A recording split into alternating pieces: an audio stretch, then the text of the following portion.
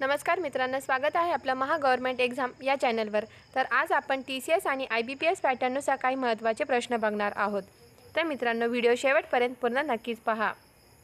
यातला पहिला प्रश्न आहे, तोरणा हा किल्ला कोणत्या जिल्ह्यात आहे? पुणे या जिल्ह्यात आहे। मकरंदगड हे पर्वत शिखर कोणत्या जिल्ह्यात आहे? सातारा जिल्ह्यात आहे।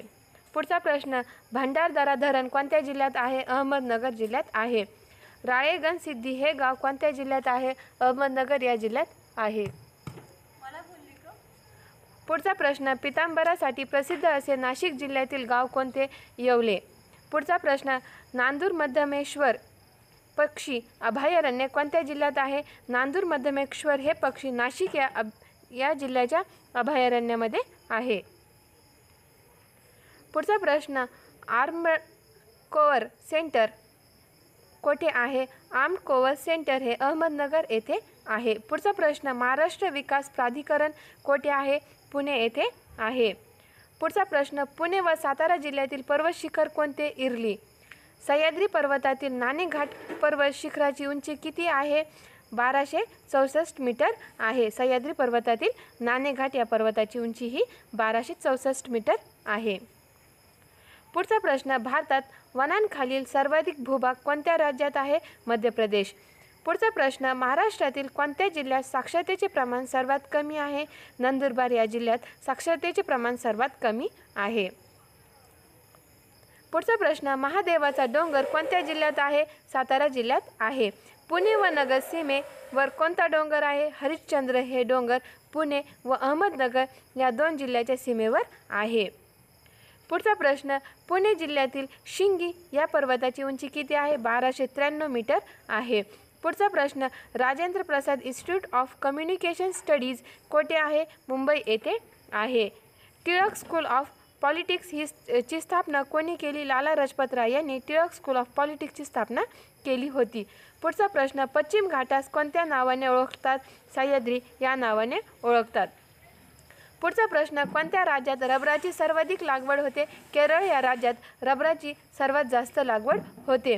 पुढचा प्रश्न, आंतरराष्ट्रीय नाणेनिधी IMF ची स्थापना कोणत्या वर्षी झाली? 1945 साली झाली। IMF म्हणजे द इंटरनॅशनल मॉनिटरी फंड।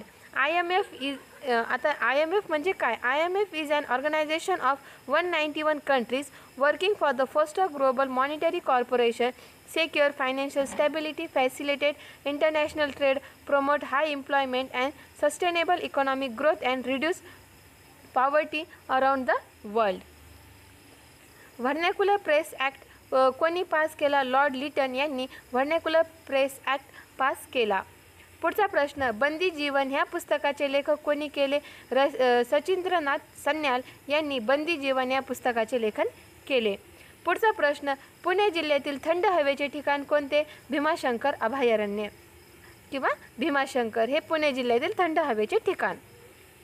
पुढचा प्रश्न, राधानगरी अभयारण्य कोणत्या जिल्ह्यात आहे? राधानगरी अभयारण्य हे कोल्हापूर जिल्ह्यात आहे। खंबाटकी घाट कोणत्या महामार्गावर आहे? पुणे सातारा या महामार्गावर आहे।